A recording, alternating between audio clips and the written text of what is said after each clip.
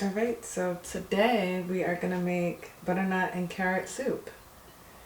I have most of the ingredients in front of me, so I'm going to just basically start chopping and dicing the carrots.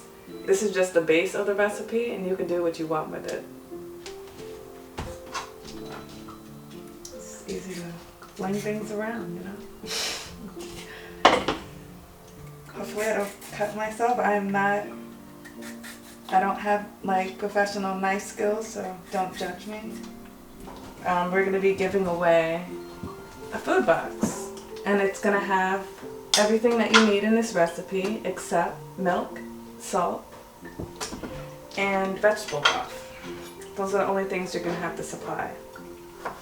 So I'm going to cut the carrot. The carrot's kind of small, so I'm going to try to cut it the same size that I'm going to cut the butternut squash, so when I roast them, they can all like roast together. But the burnt parts are also really good parts too. So, in this recipe, it doesn't call for the carrots in the squash to be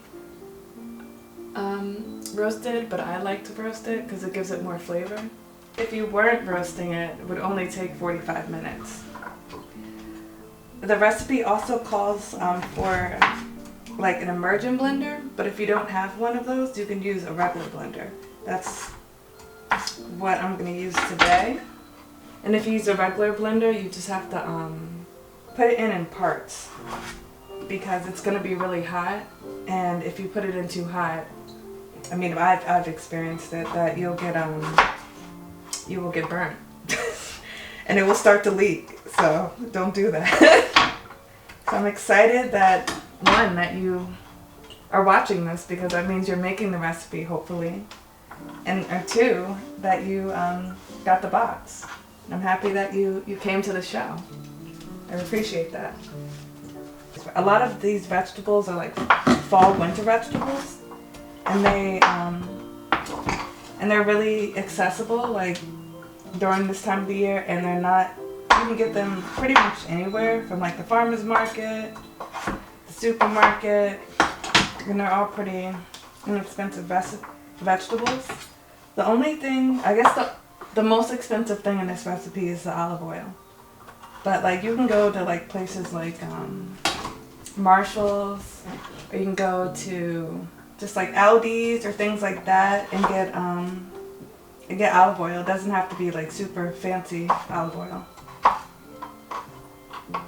because you're going to be cooking with it. So you'll be fine. And this recipe will be enough, in the box is enough for a family of 4, but if you want, you don't have to eat it all. You can freeze some, you can have some for lunch. It freezes really well.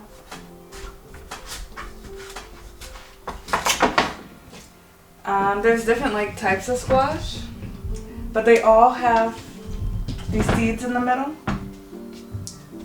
There's acorn squash, there is all types of squash. This is butternut squash though. And they all have like different tastes to them. And you can, like, I don't roast these seeds, but you can roast them because they're like pumpkin seeds a little bit. And you can eat them too. But they're all like in the same family as like pumpkins. That's why they have like the seeds, similar insides. And this event came about actually because me and Alex, we were going to a community event in West Baltimore, which everyone should try to go to at least one to know what's going on.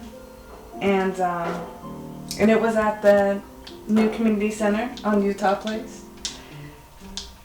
If you're from Baltimore watching this, and they were talking about the new community center that's going to be built by Jubilee Arts, which is also supplying the greens for us. So that's going to be in your box.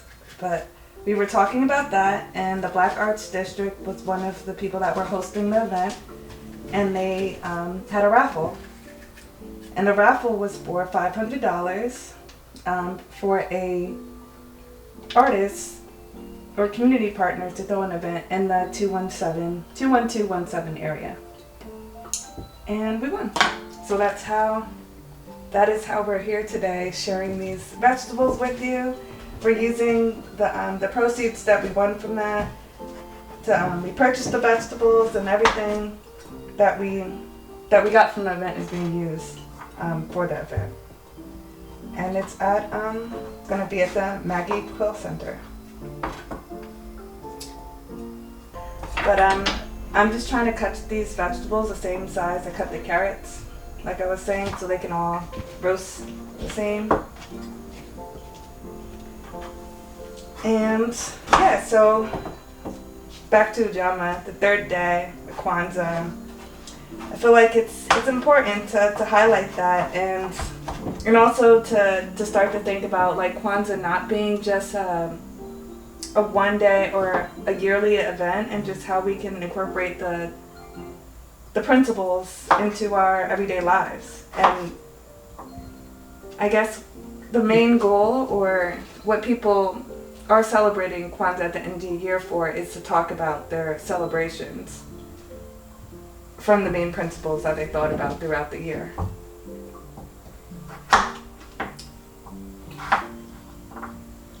right. So what's the next phase in the cooking? So after we chop the vegetables, we're going to chop up some onions and we're going to saute them in some olive oil. But that's after the squash and the carrots roast. They're going to probably, since they're kind of small, they're probably going to only take a half an hour. And once we chop them all up, we're going to cover them in olive oil so they can soften. And sprinkle some salt on it too. But yeah. So I hope that this meal kit inspires you to think about recipes and things that you would like to make.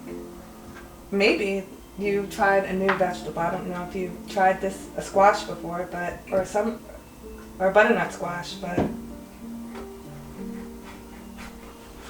Is it hard to cut and talk? a little bit. I'm trying not to cut myself, and That's important. yeah, that's I don't like to bleed. I've never had stitches. I don't want stitches. You're doing great. It looks good. Can you talk to us a little bit about the kitchen that we're in? Oh, this kitchen. This kitchen is something that I helped build. I helped build this house. I was part of a program called Black Women Build, and me and four other women. Three of us built our houses at the same time, but one person did it before us, and we all live in the same area. I feel like this area is really inspiring to me, and just to learn about the history of how many Black people lived here that made a lot of change in Maryland, and a lot of things that we see today. And just to also be part of a changing neighborhood is really special. Yeah, it's Baltimore. I'm not a native of Baltimore, but it's a place that I definitely call home. I'm originally from New Jersey. Yeah, can you talk about where the food's coming from? The food? Yeah, aren't we getting some sort of donation? We're getting food from, they're under the umbrella of Intersection of Change. They have three things that they do in this neighborhood. They have a community farm. They have a women's, not a women's shelter, it's transitional housing for women. And they also have Jubilee Arts, which is They host classes. They have a youth and business program. But we got this food from the farm, Strength of Love, too. And they have, I believe they have 2 hoop houses. I'm not sure if they still do this, but they do work with people who are recently released out of jail. What's the proper term? Recently incarcerated, formerly incarcerated. Formerly incarcerated men and women in the neighborhood, and they employ them. They also have volunteers that come. They have a farmers market on Fridays in the neighborhood. They have a CSA. So you can, if you want, you can pick up your donations, or I think they deliver to this area, depending on your radius. And then we also are receiving food from an organization that has a weekly market, and the Upton Market. They're there on Tuesdays, Fridays, and Saturdays from 8 to 4. And they are run by an overall organization in this area called No Boundaries. And it's a youth-run organization, and they specialize in social justice in the area and also environmental issues. They have monthly meetings, and they also have in addition to their youth and business program or youth program, they have a Black Captains program. And I also took that. I highly recommend it. It teaches you about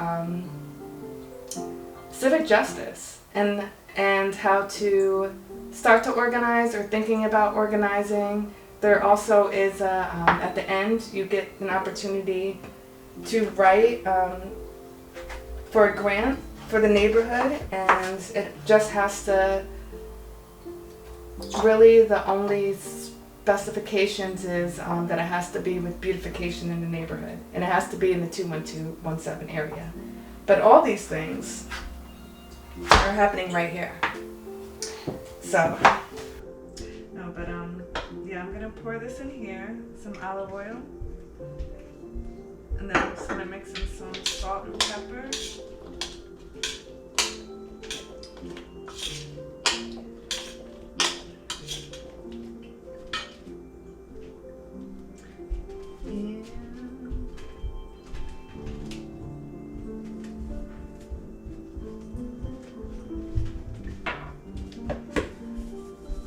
My salt. It's from Dollar Tree.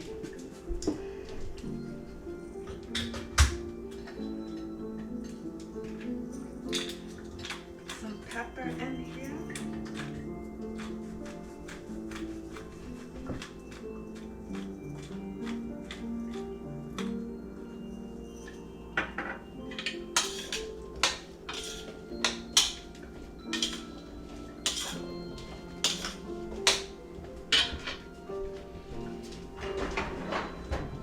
Great.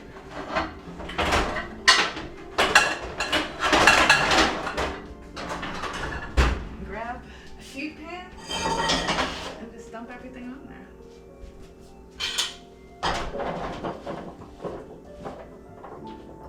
Spread it out. Make sure that you give everything a lot of room to roast.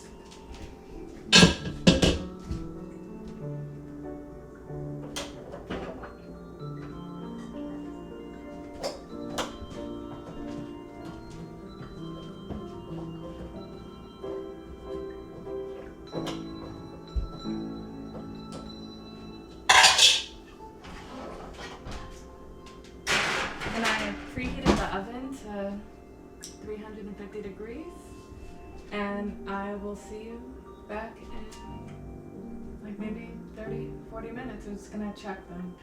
So welcome back. Welcome back.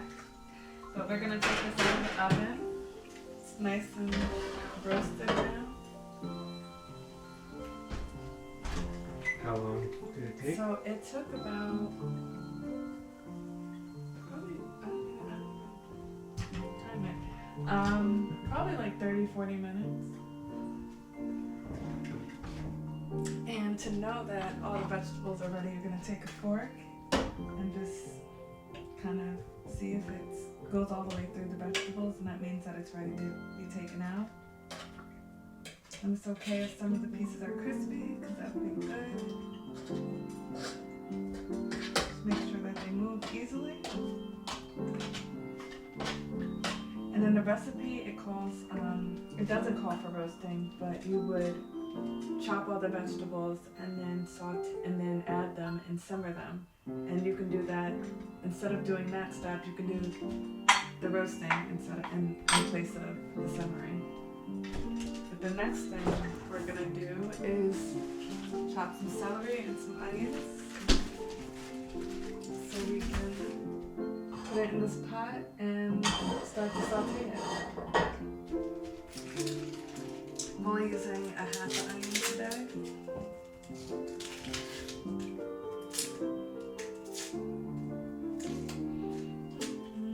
And I like to have like a bowl, so I don't have to keep going back and forth, trying to throw things away, and it keeps the mess down. And I like to cut my onion like this. I cut it this way first. If you had a whole onion, you would cut it in half and leave this part on. You would cut it lengthwise.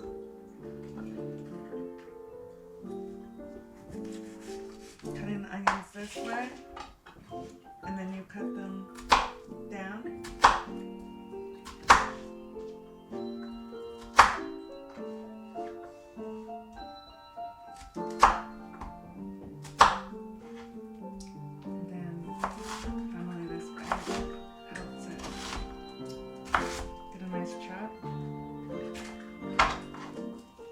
Things don't have to be really that uniform, because you're going to wind up either using, when you start cooking them, they'll break down, and you're either going to use a fork to kind of make it smooth, a potato smasher, or a blender at the end to make everything smooth and blend together. And you can kind of chop the celery twice if you want to kind of dice it small, and then cut it in half again.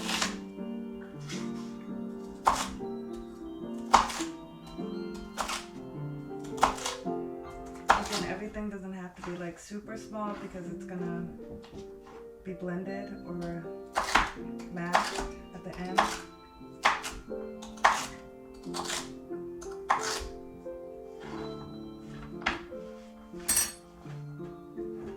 You're going to add some olive oil to the pot.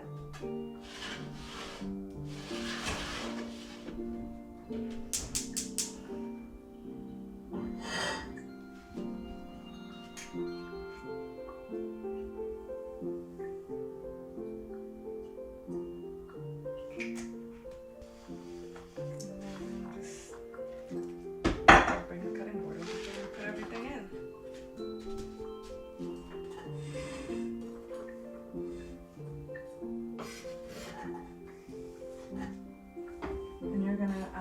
Saute everything until the onions are translucent, and the celery is going to be soft. You use this wooden spoon, use whatever you have.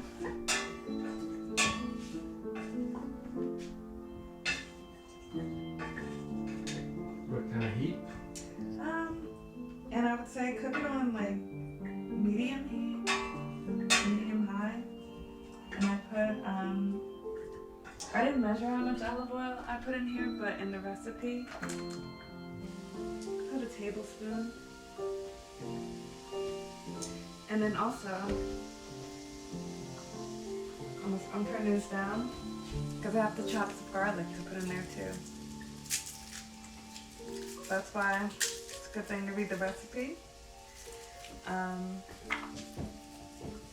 I don't always remember, but it's better if you do remember.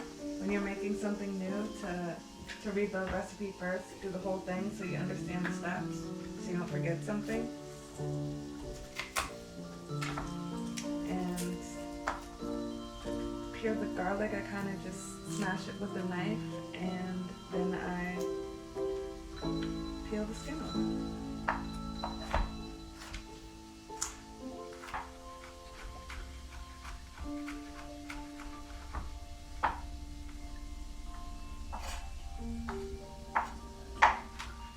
And if you dislike garlic, you can add as much as you like.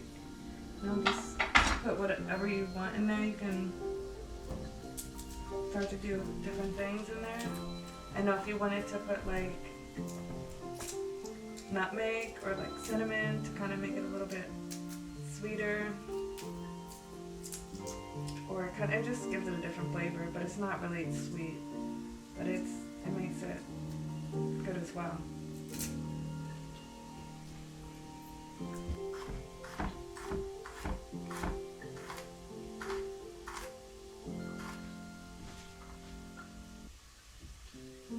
And the person behind the camera, the true test is they have to redo everything blindfolded. That's, yep. Backwards. Backwards, blindfolded.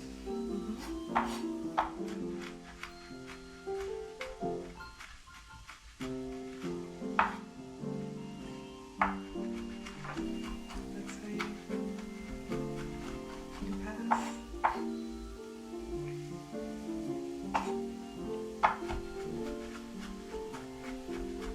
But you won't even have to worry about chopping the garlic because you'll get some minced garlic.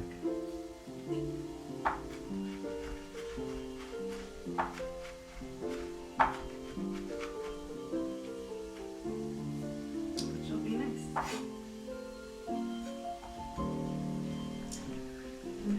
Check to see what's going on over here. Things looking good. Can't really smell it or see it, but the onions are starting to get kind of shiny. Turned up the heat.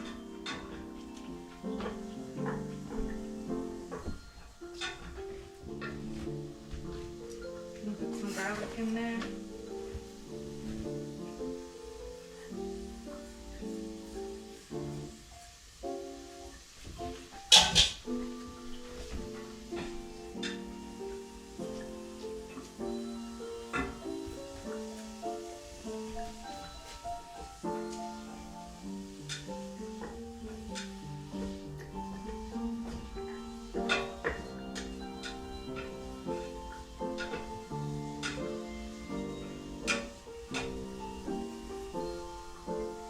The nice thing about like soups is kind of like once you can pretty much pre-chop everything if you know you're gonna make it, and it'll be ready for you.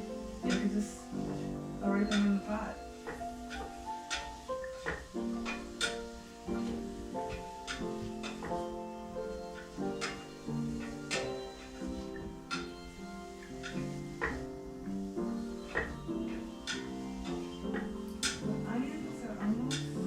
Ready. They're smelling nice and fragrant. You can smell the onions. I love the way they cook onions, so I don't really like raw onions.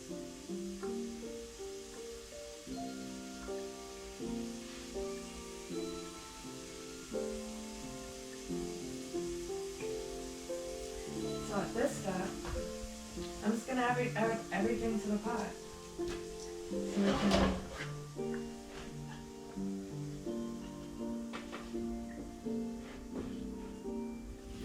and hope I don't drop everything. That would be not fun.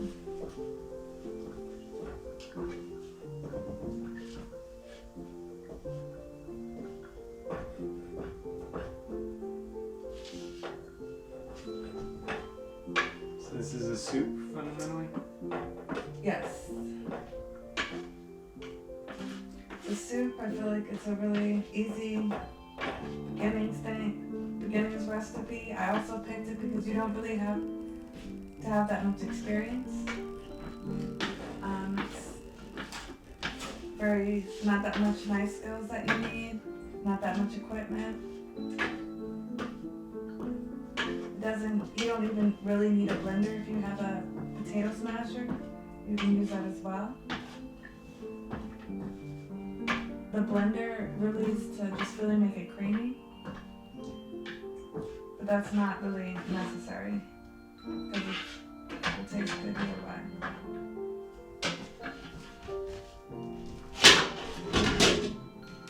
And you still got it on medium heat?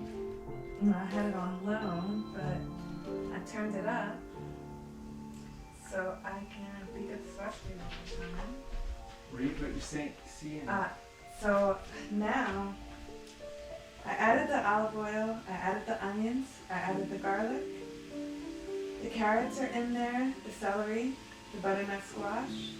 So now I'm gonna add 5 cups of vegetable broth. Thank you. It's magic.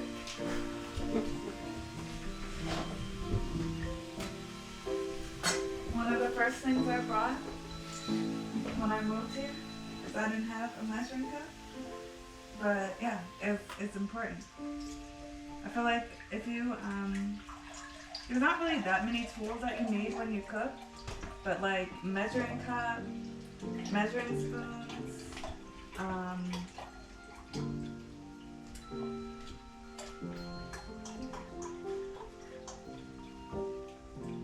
different size bowls, and that's basically it. So this is gonna be 4 cups, and we're just gonna add water for the last one, the last cup.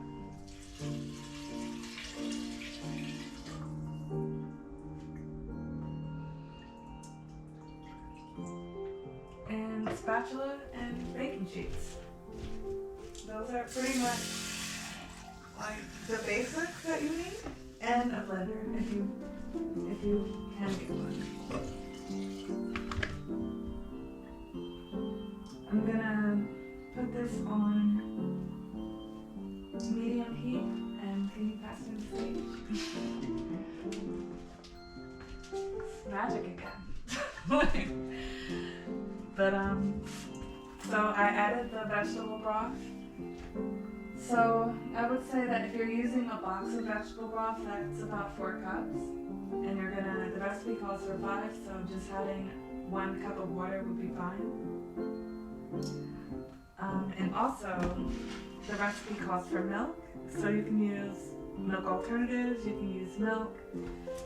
It's just adds a creaminess to it. So it's also, you can add coconut milk, you can do something different. Coconut milk might be actually really good.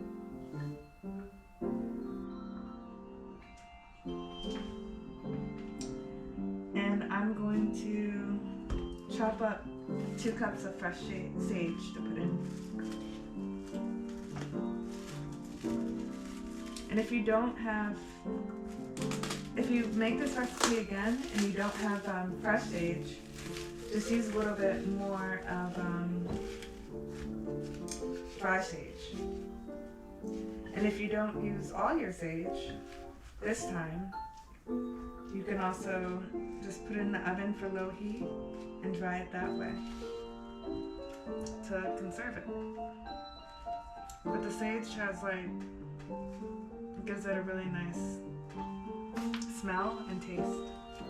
And I'm just trying to look for the pieces that don't have that much brown on them. But I think that also when it's out for a while, it just kind of does that. I'm not really sure, don't quote me. But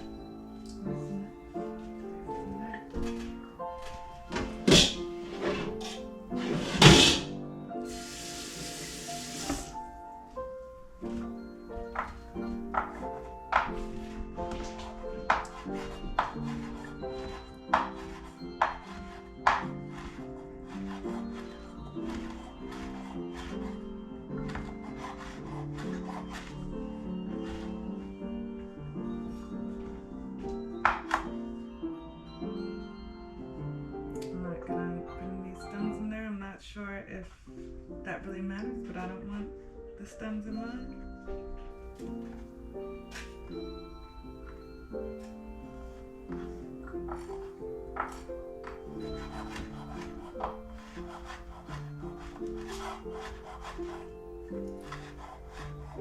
Would you describe yourself as a home chef, a professional?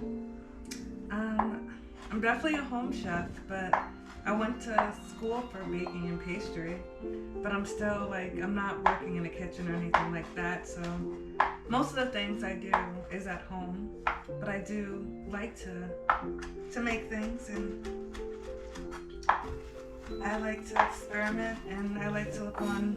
Most of the recipes I get are from Instagram or YouTube, and once I see something that I like, I try to put my own spin on it, or try to make it once how I seen it, and then try to do something different after, or try to figure out a way how I can make it different or improve it.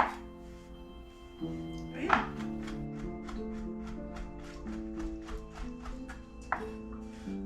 And I always I try to remember things that I eat when I go out, because then I try to remake them so I don't have to buy them. This might be a little bit too much sage, so I'm gonna check. How much are you supposed to have? Supposed to have 2 tablespoons, and this is more than 2 tablespoons.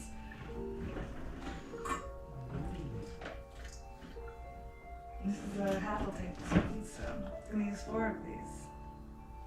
Loosely put them in there.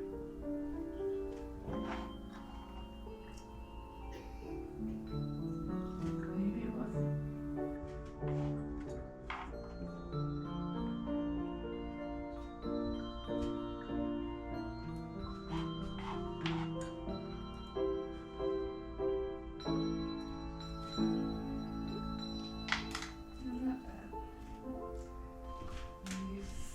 Kind of mix everything up, and then you let everything simmer for 25 minutes, covered. Once it starts to simmer for 25 minutes, then you'll put it in your blender or use your potato smasher, and it's done. I'm excited. Are we gonna eat it? We are. And I add a little bit of salt now and pepper if it needs more. I'll put some more in there. But yes, we're gonna eat it after.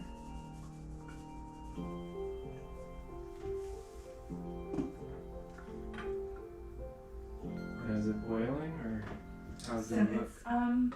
Right now it's not, but I want it to simmer. Right now I'm trying to. Supposed to come to a simmer, and then it's going to be simmering for 25 minutes covered. Can you do me a favor? A show? Yeah, can you hold the GoPro over it? Yeah.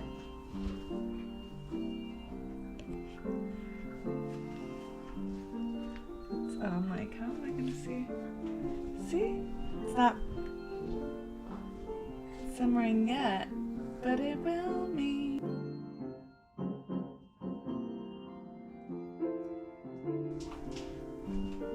Thank you. So I forgot to add the milk, so we're gonna add that just in here. And then I'm gonna start blending everything together.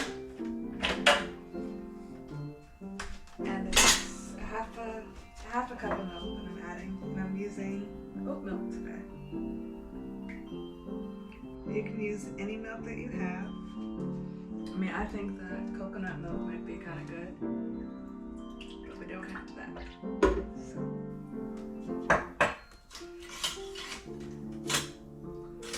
And we don't have a spoon that's not serrated. So, it's going to be an interesting process. So I'm going to put some of this in there. Since it already has some liquid, it will help it blend more. And the stuff that's gonna be done being liquefied, I'm just gonna add it in a bowl.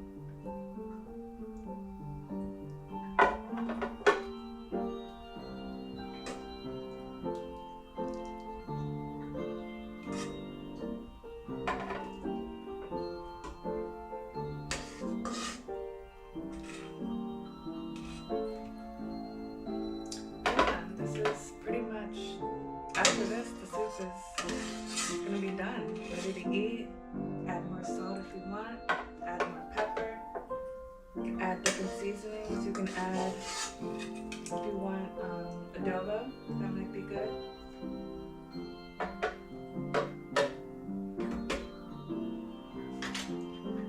And pour some in here.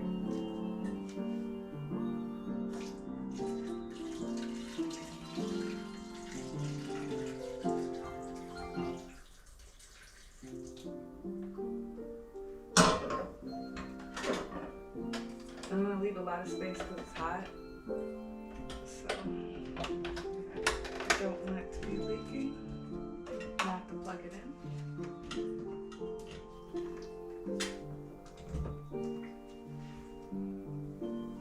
Should be okay.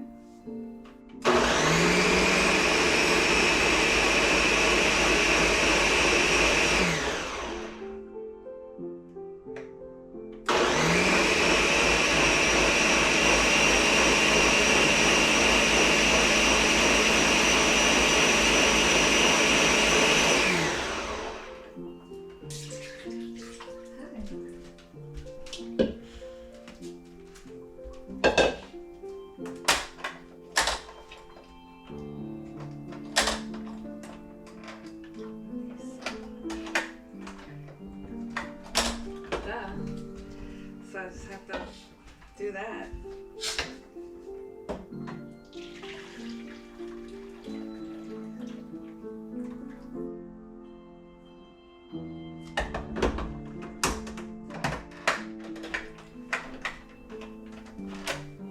And just add another batch. But if you had an immersion blender, or if you were using a potato smasher, I would separate the liquid once you boiled it, and then smash all the stuff that you just boiled together in the pot, and then add the liquid back to it.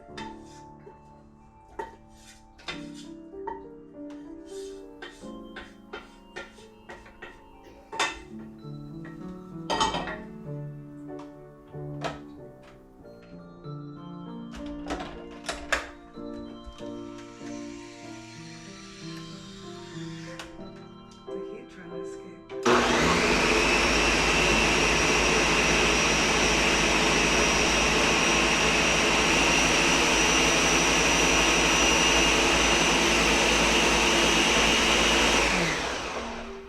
And another reason why I'm leaving so much room in between is because as you're blending it, you're making it hot too. So if you add too much at a time, it will just kind of explode. But this is it all? Mm-hmm. No. So this is what your soup looks like when it's done. And yeah, it's ready to eat.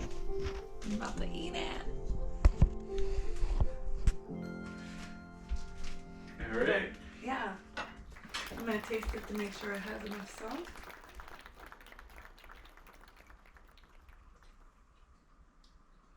I'll use a little bit more, but after that, we're gonna eat it. Thank you for watching this video. Thank you for coming to the event, and I'll see you at another one.